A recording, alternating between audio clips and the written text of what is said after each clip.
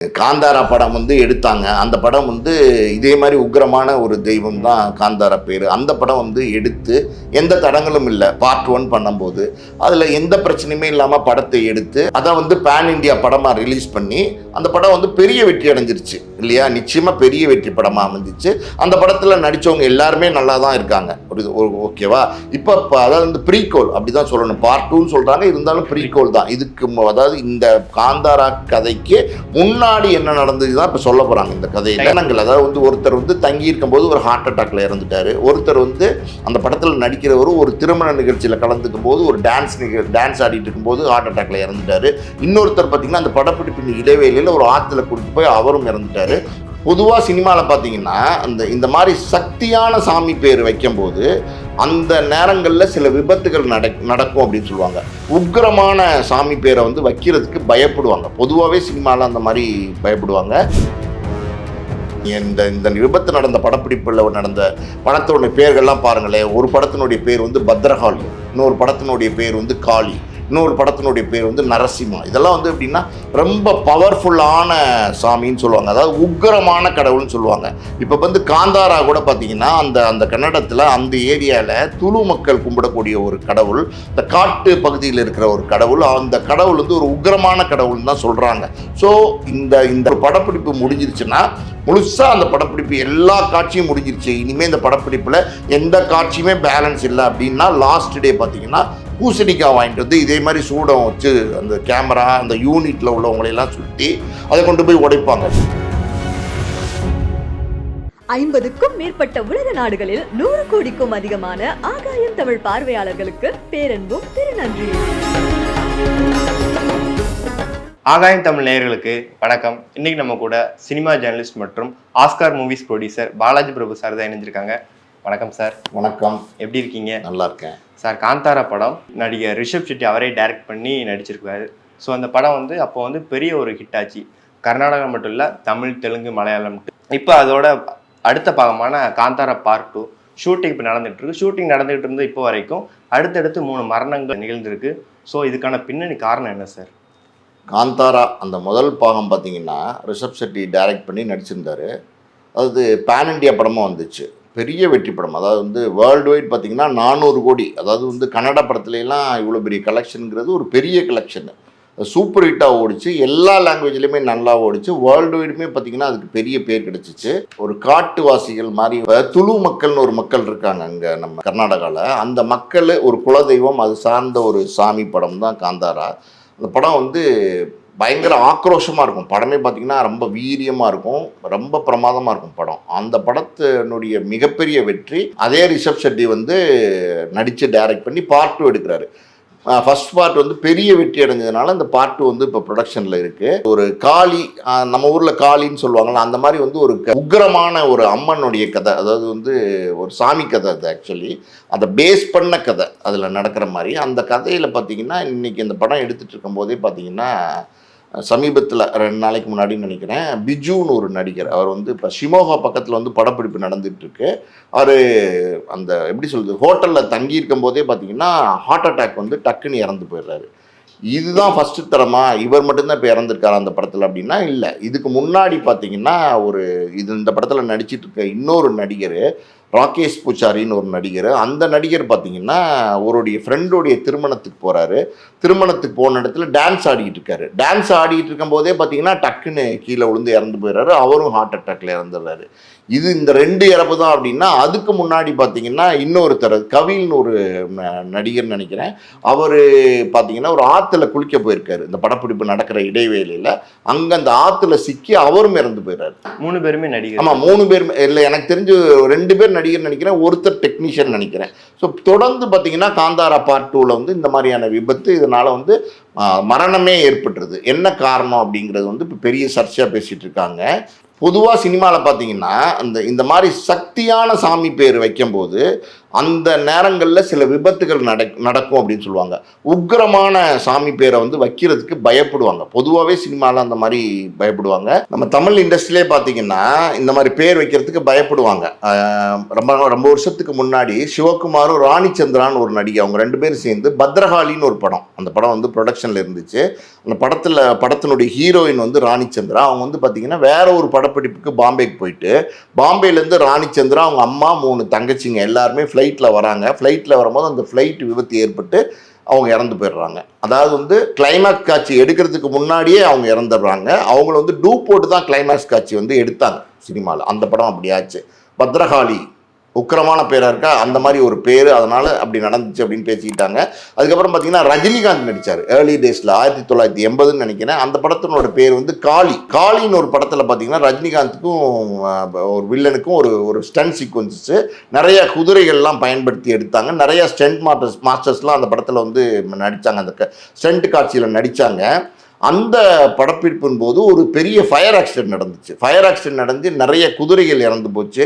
அங்கே ஒர்க் பண்ண நிறைய ஸ்டென்ட் மாஸ்டர் கூட அந்த படத்தில் இறந்து போயிட்டாங்க. ஸோ இது என்ன சொல்கிறாங்கன்னா, இந்த மாதிரி காளி, இந்த மாதிரி பவர்ஃபுல் டைட்டில், ஸோ இதுவும் நடந்துச்சு. இந்த சினிமாவில் இது சென்டிமெண்ட்டாக இந்த மாதிரி டைட்டில் வைக்கும்போது சில விபத்துகள் நடக்கும், சில மரணங்கள் நடக்கும், சில அசம்பாவிதங்கள் நடக்கும் அப்படிங்கிற ஒரு நம்பிக்கை. அந்த நம்பிக்கை வந்து சரியா தவறா அப்படிங்கிற விவாதத்துக்குள்ளே நம்ம போக வேண்டாம். ஆனால் அப்படி ஒரு நம்பிக்கை வந்து தொடர்ந்து சினிமா துறையில் இருந்துகிட்டே இருக்குது. அதுக்கப்புறம் லேட்டர் ஸ்டேஜில் பார்த்தீங்கன்னா விஜயகாந்த் நடித்தார் இல்லையா, அதாவது நரசிம்மா, அந்த படத்தினுடைய படம் நடந்துட்டு இருக்கும்போது கூட அந்த படம் ஷூட்டிங் முடிஞ்சுட்டு அந்த படத்தினுடைய இயக்குனர், அதாவது திருப்பதி சாமி அந்த இயக்குனர் பேர், அந்த இயக்குனர் வந்து நைட் 1:30 மணிக்கு கிளம்பி போகிறாரு. நம்ம செக்ரட்டேரியட் இருக்குல்ல, செக்ரட்டேரியட்டை பார்த்தீங்கன்னா கார் ஆக்சிடென்ட் ஆகி ஸ்பாட்லேயே இறந்து போயிடுறாரு. ஸோ நரசிம்மா அப்படிங்கிறது ஒரு பவர்ஃபுல் டைட்டில். இந்த மாதிரி வந்து இந்த காளி, பத்ரகாளி, நரசிம்மா இந்த மாதிரி டைட்டில்லாம் வந்து சினிமாவில் வைக்கும்போது பயப்படுவாங்க பொதுவாக. இப்போ வந்து இப்போ கூட சமீபத்தில் ஒரு காளின்னு ஒரு படம் வந்திருக்குன்னு நினைக்கிறேன். ஆனால் வந்து பார்த்தீங்கன்னா முந்தைய காலத்தில் வந்து இந்த மாதிரியான ஒரு பயம் இருக்கும் சினிமாவில். இதெல்லாம் வந்து சினிமாவில் உள்ள சென்டிமெண்ட்டு. இப்போ காந்தாரா அப்படிங்கிறதே பார்த்தீங்கன்னா ஒரு சக்தியான ஒரு பெண் தெய்வத்தினுடைய பேர் தான். ஸோ அந்த பேரை வச்சு எடுக்கும்போது இந்த மாதிரியான விபத்துகள் நடக்குதா, இல்லை ஏற்கனவே நம்ம பழைய காலத்தில் நடந்துச்சு இல்லையா, அந்த மாதிரி இப்போ நடக்குதா அப்படிங்கிற சில கேள்விகள்லாம் இருக்குது. ஸோ இது வந்து எப்படி சொல்கிறது, சினிமாவில் இப்படி ஒரு சென்டிமெண்ட் இருக்குது. சார் இல்லை சார், நீங்கள் சொன்ன மாதிரி ஏன்னா ஒரு சாதாரணமாக ஒரு சாமி பேரை வைக்கிறாங்க படத்துக்கு, அந்த பேருக்கும் அந்த பட விஷயம் இந்த இதுக்கும் சம்மந்தம் உண்டா சார்? இல்லை, சாமி பேர்லேயே நீங்கள் பார்த்தீங்கன்னா இப்போ வந்து ராஜகாளி அம்மன், அதாவது மூக்குத்தி அம்மன், புரியுது உங்களுக்கு, எப்படி சொல்கிறது, நம்ம நிறைய படங்கள் வந்திருக்கு இந்த மாதிரி சாமி பேரில். இந்த மாதிரி அம்மன் அப்படின்னும் போது அது ஒன்றும் பெருசாது. காளி அப்படின்னும் போது பார்த்தீங்கன்னா அது இன்னும் பவர்ஃபுல்லான ஒரு நேமு. அந்த மாதிரியான பேர்கள் வைக்கும்போது அந்த பவர்ஃபுல்லான நேம் அதுதான் ரொம்ப முக்கியம். நீங்கள் இந்த விபத்து நடந்த படப்பிடிப்பில் நடந்த படத்தினுடைய பேர்கள்லாம் பாருங்களேன். ஒரு படத்தினுடைய பேர் வந்து பத்ரகாளி, இன்னொரு படத்தினுடைய பேர் வந்து காளி, இன்னொரு படத்தினுடைய பேர் வந்து நரசிம்மா. இதெல்லாம் வந்து எப்படின்னா ரொம்ப பவர்ஃபுல்லான சாமின்னு சொல்லுவாங்க, அதாவது உக்கிரமான கடவுள்னு சொல்லுவாங்க. இப்போ வந்து காந்தாரா கூட பார்த்தீங்கன்னா அந்த கன்னடத்தில் அந்த ஏரியாவில் துளு மக்கள் கும்பிடக்கூடிய ஒரு கடவுள், இந்த காட்டு பகுதியில் இருக்கிற ஒரு கடவுள், அந்த கடவுள் வந்து ஒரு உக்கிரமான கடவுள்னு தான் சொல்கிறாங்க. ஸோ இந்த கனெக்டிவிட்டி இதுதான் காரணமாக அப்படின்னு நம்ம சொல்ல வரல. இது வந்து மூட நம்பிக்கையா, இது வந்து சரியான பேச்சா, சரியான வாதமா அப்படிங்கிறது ஒரு பக்கம், அது வேற, நம்ம அதுக்குள்ளே போக வேண்டாம். பொதுவாக வந்து சினிமாவில் இப்படி ஒரு சென்டிமெண்ட் இருக்குது, அந்த சென்டிமெண்ட்னால இப்படி நடக்குதா அப்படிங்கிறது தான் நம்ம யோசிக்க வேண்டியிருக்கு. இப்போ அதுக்கப்புறம் படம் ரிலீஸ் ஆகுமா சார்? ஏன் தொடர்ந்து அடுத்தடுத்து மரணங்கள் வர்றதுனால படத்துக்கான ரிலீஸ் வந்து வாய்ப்பு இருக்குமா? இல்லை, சினிமாவை பொறுத்த வரைக்கும் தம்பி எதையுமே நம்ம கணிக்க முடியாது. இப்போ இது வந்து நம்ம உக்ரமான கடவுள் அந்த பேரை வச்சா இப்படி சில நேரங்கள் நடக்குது அப்படின்னு நம்ம பேசணும். இப்போ இந்தியன் 2ன்னு ஒரு படப்பிடிப்பு, அந்த இந்தியன் 2வோட படப்பிடிப்பு பார்த்தீங்கன்னா ஒரு செட்டுக்குள்ளேயே வந்து பார்த்தீங்கன்னா ஒரு க்ரெயின் கீழே விழுந்துருச்சு. அதுலேருந்து பார்த்தீங்கன்னா ஒரு 4-5 பேர் இறந்து போயிட்டாங்க. அதனால் அந்த படப்பிடிப்பு சில நாட்கள் இல்லை, சில வருடங்களே நிறுத்தி வைக்கப்பட்டது. அதுக்கப்புறம் பார்த்தீங்கன்னா விக்ரம் படம் வந்ததுக்கப்புறம், கமலுக்கு ஒரு மார்க்கெட் வந்ததுக்கப்புறம் மீண்டும் தொடங்குச்சு. அப்புறம் அந்த படம் வெளியே வரதானே செஞ்சிச்சு. அந்த படம் பெரிய வெற்றி படமாக அமையலை, தோல்வி படமாக அமைஞ்சிச்சு. இப்போ வந்து பத்ரகாளின்னு ஒரு படம் நான் சொன்னேன்ல, சிவகுமாரும் ராணிச்சந்திராவும் நடித்த படம், அந்த நடிகை இறந்ததுக்கப்புறம் அந்த கிளைமேக்ஸ் காட்சியெல்லாம் டூப் வச்சு தான் எடுத்தாங்க. ஆனால் அந்த படம் வெளியே வந்துச்சு, 100 days போச்சு, சக்ஸஸ்ஃபுல்லான ஒரு வெற்றி படமாக அமைஞ்சிச்சு. காளி ரஜினிகாந்தோட படம் நான் சொன்னேன்ல, விபத்தில் நிறைய பேர் இறந்தாங்க, ஆனால் அந்த படம் வந்து ரிலீஸ் ஆச்சு, தோல்வி படமாச்சு. இப்போ நரசிம்மா, அந்த திருப்பதி சாமி டைரக்டர் இறந்தார்ல, அந்த படமும் பார்த்தீங்கன்னா பெரிய தோல்வி படம் தான், வெற்றி படம் கிடையாது. ஆனால் அந்த படமும் ரிலீஸ் ஆச்சு. ஸோ ரிலீஸ்க்கும் இதுக்கும் தொடர்பு இருக்கா அப்படின்னா அப்படி இருக்காதுன்னு நினைக்கிறேன். அக்டோபர் 2 இந்த படத்தை ரிலீஸ் பண்ணுறதுக்கு இப்போ ட்ரை பண்ணுறாங்க. பேன் இண்டியா லெவலில் ரிலீஸ் பண்ணுறதுக்கு பிளான் பண்ணுறாங்க. ஸோ ரிலீஸ்க்கு இதுக்கு நிச்சயமாக தொடர்பு இருக்கிறதுக்கு வாய்ப்பு இல்லை. சார் இப்போ நம்ம ஸ்டேட் சைட்லாம் ஒரு வழக்கம் உண்டு. இந்த மாதிரி சாமி படங்கள் எடுக்கிறப்போ வந்து இந்த மாதிரி அடுத்தடுத்த மரணங்கள் நிகழும்போது ஒரு மூட நம்பிக்கை வச்சுருப்பாங்க. சாமி விஷயம் படம் எடுக்கிறதுனால தடைப்படுற மாதிரி அந்த படத்தையே ஸ்டாப் பண்ணுற மாதிரி. ஸோ அந்த கர்நாடகா ஸ்டேட்டில் இந்த மாதிரி மூட நம்பிக்கை விஷயங்களை ஃபாலோ பண்ணுவாங்களா? இல்லை, நான் ஒன்று சொல்கிறேன் கேளுங்க. இது சினிமாவில் வந்து சில விஷயங்களை வந்து ஃபாலோ பண்ணுறது பார்த்தீங்கன்னா, இங்கே நம்ம இந்திய சினிமாவை பொறுத்த வரைக்கும் பார்த்தீங்கன்னா ஒரே ஃபார்முலா தான் ஃபாலோ பண்ணுவாங்க. அது வந்து எல்லாருக்குமே அந்த கடவுள் நம்பிக்கை உண்டு, எல்லாருக்குமே அந்த பக்தி உண்டு. அதாவது கடவுளே இல்லைன்னு சொல்கிற ஆள் சினிமாவில் நடித்தா கூட, அவர் ஒரு படம் தயாரித்தா கூட அந்த படத்துக்கு சில அதாவது சினிமாவில் சில சம்பிரதாயமான சில ஃபார்மாலிட்டிஸ் இருக்குது பார்த்தீங்களா, அதெல்லாம் நீங்கள் பண்ணிட்டு தான் செய்வாங்க. ஒரு உதாரணத்துக்கு பூஜை போடுறது, கடவுள் படங்களை வச்சு பூஜை போடுறது. அதுக்கப்புறம் பார்த்தீங்கன்னா டெய்லி ஷூட்டிங் வந்து டே டு டே வந்து ஷூட்டிங் நடக்கும்போது கேமராவுக்கு வந்து பூஜை போட்டு தேங்காய் உடைப்பாங்க. இதெல்லாம் மூட நம்பிக்கையாக தெரியலையா உங்களுக்கு? அதாவது வந்து கேமரா வந்து ஒரு சயின்டிஃபிக் இன்வென்ஷன். அது வந்து ஒரு எப்படி சொல்கிறது, அது வந்து ஒரு கருவி. அந்த கருவி வந்து அதுக்கு பூஜை போடுறதுங்கிறது வந்து பார்க்கும்போது நகைச்சுவையாக இருக்கும், கேளிக்கையாக இருக்கும், எப்படி வேணால் இருக்கும். ஆனால் வந்து இன்றைக்கும் அந்த நடைமுறை இருந்துகிட்டு தான் இருக்குது. இது வந்து எப்படின்னா ஷூட்டிங் ஸ்டார்ட் ஆகிறதுக்கு முன்னாடி தினம் பார்த்தீங்கன்னா ஒரு தேங்காய் எடுத்துகிட்டு வந்து சூடம் கொளுத்தி கேமராவை சுற்றி பூஜை போட்டு அந்த தேங்காவை போட்டு உடைச்சிட்டதுக்கப்புறம் தான் ஷூட்டிங்கே ஸ்டார்ட் பண்ணுவாங்க. இந்த நம்பிக்கை இன்றைக்கும் நம்ம இந்திய சினிமாவில் இருக்குது. இன்னொரு விஷயம் என்னென்னா, ஒரு படப்பிடிப்பு முடிஞ்சிருச்சுன்னா முழுசாக அந்த படப்பிடிப்பு எல்லா காட்சியும் முடிஞ்சிருச்சு, இனிமேல் இந்த படப்பிடிப்பில் எந்த காட்சியுமே பேலன்ஸ் இல்லை அப்படின்னா லாஸ்ட் டே பார்த்தீங்கன்னா பூசணிக்காய் வாங்கிட்டு வந்து இதே மாதிரி சூடம் வச்சு அந்த கேமரா அந்த யூனிட்டில் உள்ளவங்களையெல்லாம் சுற்றி அதை கொண்டு போய் உடைப்பாங்க. இதெல்லாம் பார்த்தீங்கன்னா இந்த நம்பிக்கையெல்லாம் வந்து பார்த்திங்கன்னா சினிமாவில் இருந்துகிட்டு தான் இருக்குது. ஸோ சில பேர்கள் அதெல்லாம் வைக்கிறதுக்கு பயப்படுவாங்க. அதாவது வந்து நூலருந்த பட்டம் அப்படின்னு ஒரு படம் வந்துச்சு. அந்த படம்லாம் பார்த்திங்கன்னா அந்த தயாரிப்பாளருக்கு பெரிய அளவில் தோல்வி. நூலருந்த பட்டம்னு வைக்கும்போது அபசகனமான பேர், இப்படி ஒரு பேர் வச்சு படம் எடுப்பாங்களா அப்படின்னு கேட்பாங்க. சில பேரெல்லாம் அப்படி வந்து சினிமாவில் வைக்கிறதுக்கு பயப்படுவாங்க. இப்போ பார்த்தீங்கன்னா அதெல்லாம் நிறைய மாறிட்டு வருது. இப்போ நம்ம விஜய் ஆண்டனி எடுத்திங்கன்னா பிச்சைக்காரன் ஒரு பேர் வச்சார். பிச்சைக்காரன் ஒரு பேர் வச்சு படத்தை அனௌன்ஸ் பண்ணும்போது ஐயோ என்ன இப்படி பேர் வச்சுருக்காரு, பிச்சைக்காரன் ஒரு பேர் வச்சுருக்காரு. பொதுவாக என்ன சொல்லுவாங்கன்னா, இப்படி பேர் வச்சு படம் தயாரித்த தயாரிப்பாளர்கள்லாம் அவங்க வந்து தோல்வி அடைஞ்சு பெரிய நஷ்டமாகி அவங்க ரோட்டுக்கு பிச்சைக்காரனாக வந்துடுவாங்க அப்படிங்கிற மாதிரி தான் பேசுவாங்க. ஆனால் அந்த மூட நம்பிக்கையெல்லாம் உடைச்சி விஜய் ஆண்டனி வந்து பிச்சைக்காரன் படத்தில் வந்து பெரிய வெற்றி அடைஞ்சு அவர் ஒரு கோடீஸ்வரனாக மாறினார். இன்னும் சொல்ல போனால் பிச்சைக்காரன் பார்ட் 2 எடுத்தார். ஆனால் பாருங்கள், பிச்சைக்காரன் பார்ட் 2 விஜய் ஆண்டனிக்கு ஒரு பெரிய விபத்து நடந்துச்சா? விஜய் ஆண்டனி வந்து ஒரு போட்டில் ஒரு சீக்வன்சஸ் இருக்கும்போது ஒரு காட்சி எடுத்துட்டாங்க. எடுத்ததுக்கப்புறம் அந்த காட்சி நல்லா இருக்குன்னு அந்த ஸ்டண்ட் மாஸ்டர் சொல்லிட்டாரு. இருந்தாலும் இன்னொரு தடவை நான் நடிக்கிறேன், எனக்கு கொஞ்சம் திருப்தியாக இல்லை அப்படின்னு சொல்லி மறுபடியும் போட்டில் ஏறி மறுபடியும் ட்ராவல் பண்ணும்போது ஒரு போட்டு விஜய் ஆண்டனி போகிற போட்டு வந்து ஃபாலோ பண்ணுறதுக்கு ஆப்போசிட்டில் ஒரு போட் வந்து முன்னாடி போகுது.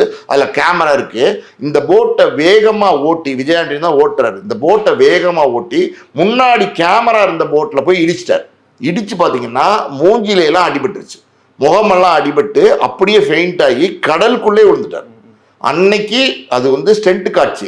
ஸ்டெண்ட் கலைஞர்கள் அங்கே இருந்தாங்க. அந்த ஸ்டெண்ட் கலைஞர்கள் வந்து பொதுவாக பார்த்தீங்கன்னா பல விஷயங்களை தெரிஞ்சு வச்சுருப்பாங்க. கடலுக்குள்ளே டக்குன்னு அங்கே இருக்கிற ஒரு ஸ்டெண்ட் கலைஞர் கீழே குதித்து அவர் அந்த ஆழமான ஒரு சூழ்நிலைக்கு போகிறதுக்குள்ளே விஜய் ஆண்டனியை தூக்கிட்டு வந்து திருப்பி போட்டில் வந்து ரெஸ்கியூ பண்ணி வெளியில் வந்து பார்த்தா ஒரு எப்படி சொல்கிறது, ஒரு நினைவே இல்லாத ஒரு கவலைக்கு கிடமான ஒரு நிலைமையில் இருந்தார். அதுக்கப்புறம் ஒரு ஹாஸ்பிட்டலில் அட்மிட் பண்ணாங்க. ஆனால் அதில் வந்து அவர் சரியாகி வந்துட்டார்.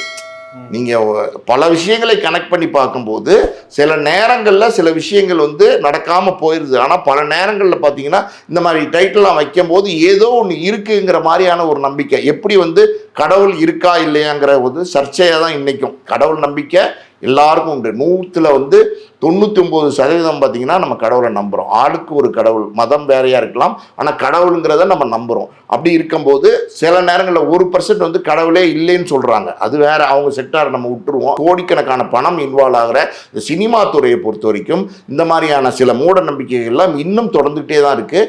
அதில் இனிமே மாறுவாங்களா அப்படின்னா எனக்கு தெரிஞ்சு இன்னும் பல காலம் ஆகலாம் அப்படி மாற்றங்கள் வர்றதுக்கு. Okay sir. சார் இப்போ அந்த படத்தோட கதைக்களத்துக்கு இதுக்கு சம்மந்தம் இருக்குமா? ஏன்னா படத்தோட காந்தாரா என்னதான் பார்ட் 2 இருந்தாலும் இதோட இந்த படத்தோட கதை வந்து ப்ரீக்வல், அதாவது ஆமா, காந்தாரா prequel முதல் தான். படத்தோட முன்னாடி நடக்கிற பகுதி. கதை. ஆமா. ஸோ அதுக்கும் இந்த மரணத்துக்கு ஏதாவது இல்லை நம்ம வந்து எப்படி சொல்கிறது, காந்தாரா படம் வந்து எடுத்தாங்க. அந்த படம் வந்து இதே மாதிரி உக்கிரமான ஒரு தெய்வம் தான் காந்தாரா பேர். அந்த படம் வந்து எடுத்து எந்த தடங்களும் இல்லை. பார்ட் 1 பண்ணும்போது அதில் எந்த பிரச்சனையுமே இல்லாமல் படத்தை எடுத்து அதை வந்து பேன் இண்டியா படமாக ரிலீஸ் பண்ணி அந்த படம் வந்து பெரிய வெற்றி அடைஞ்சிருச்சு இல்லையா. நிச்சயமாக பெரிய வெற்றி படமாக அமைஞ்சிச்சு. அந்த படத்தில் நடித்தவங்க எல்லாருமே நல்லா தான் இருக்காங்க. ஒரு ஓகேவா. இப்போ அதாவது வந்து ப்ரீகோல் அப்படி தான் சொல்லணும். பார்ட் 2ன்னு சொல்கிறாங்க, இருந்தாலும் ப்ரீகோல் தான். இதுக்கு அதாவது இந்த காந்தாரா கதைக்கு முன்னாடி என்ன நடந்தது தான் இப்போ சொல்ல போகிறாங்க இந்த கதையில். காந்தாரா சாப்டர் 1. ஆமாம், சாப்டர் 1 அப்படின்னும் போது இந்த படத்தில் இதுக்கு முன்னாடி என்ன நடந்துச்சு அப்படிங்கிறது பொதுவாக பார்த்தீங்கன்னா ஒரு படம் வெற்றி அடைஞ்சிருச்சுன்னா, இப்போ புஷ்பாவே எடுத்துங்களேன், அது ஒரு கமர்ஷியல் படம்.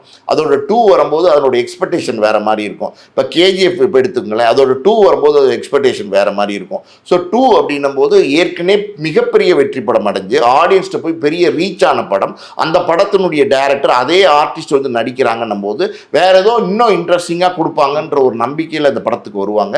ஸோ இந்த மரணங்கள், அதாவது வந்து ஒருத்தர் வந்து தங்கி இருக்கும்போது ஒரு ஹார்ட் அட்டாக்ல இறந்துட்டாரு. ஒருத்தர் வந்து அந்த படத்தில் நடிக்கிறவரும் ஒரு திருமண நிகழ்ச்சியில் கலந்துக்கும் போது ஒரு டான்ஸ் ஆடிட்டு இருக்கும்போது ஹார்ட் அட்டாக்ல இறந்துட்டாரு. இன்னொருத்தர் பார்த்தீங்கன்னா அந்த படப்பிடிப்பின் இடைவேளையில் ஒரு ஆற்றுல குடிக்க போய் அவரும் இறந்துட்டாரு. ஸோ இதையெல்லாம் கனெக்ட் பண்ணி வந்து எப்படி சொல்கிறது, தப்பாக நம்ம பேச முடியாது. அது நியாயமாகவும் இருக்காது, அது சரியான பார்வையாகவும் இருக்காது. அதாவது மரணம் என்பது யாருக்கு எப்போ என்ன நடக்கும்னு யாராலையுமே டிசைட் பண்ண முடியாது. அப்படி இருக்கும்போது ஒரு படம், அந்த படத்துக்கு சில சிக்கல்கள், அவர் அந்த படத்தில் நடித்த சில நடிகர்கள் டெக்னீஷியன்ஸுக்கு சில பிரச்சனைகள் அந்த படத்தில் ஏற்பட்டிருக்கு. நம்ம சொன்ன மாதிரி முன்னாடி பேசின மாதிரி இது வந்து நம்மளுடைய மூட நம்பிக்கையா இல்லை வந்து அதை நம்ம தகர்த்து அதை மீறி நம்ம முன்னுக்கு போகணுமா அப்படின்னா மூட நம்பிக்கையில் வந்து முழுசாக நம்ம தவிர்க்க வேணும். ஆனால் சினிமாவை பொறுத்த வரைக்கும் அந்த பயம், அந்த அச்சம், அதாவது இந்த மாதிரியான பேரெல்லாம் வைக்கும்போது சில அசம்பாவிதங்கள் நடக்குமோ, பிரச்சனை வருமோ அப்படிங்கிற ஒரு எண்ணங்கள் இன்றைக்கும் இருந்துட்டு தான் இருக்குது. அதனால் வந்து பார்ட் 1 நல்லா தானே ஓடிச்சு. அதனால் பார்ட் 2ல் இதை வந்து நம்ம கனெக்ட் பண்ண வேண்டாம். படமும் கிட்டத்தட்ட முடிகிற ஸ்டேஜுக்கு வந்துருச்சு. அக்டோபர் 2ஆம் தேதி படம் ரிலீஸ் ஆக போகுதுன்னா ஸோ முடிகிற ஸ்டேஜுக்கு வந்துருச்சு. ஸோ நல்லபடியாக படம் வரட்டும், நல்லா ஓடட்டும், நம்ம அப்படி நினைப்போம். பெரிய வெற்றி படமாக மாறட்டும். ஓகே, கண்டிப்பாக சார். நிறைய விஷயங்கள் ஷேர் பண்ணீங்க. Thank you sir. நன்றி.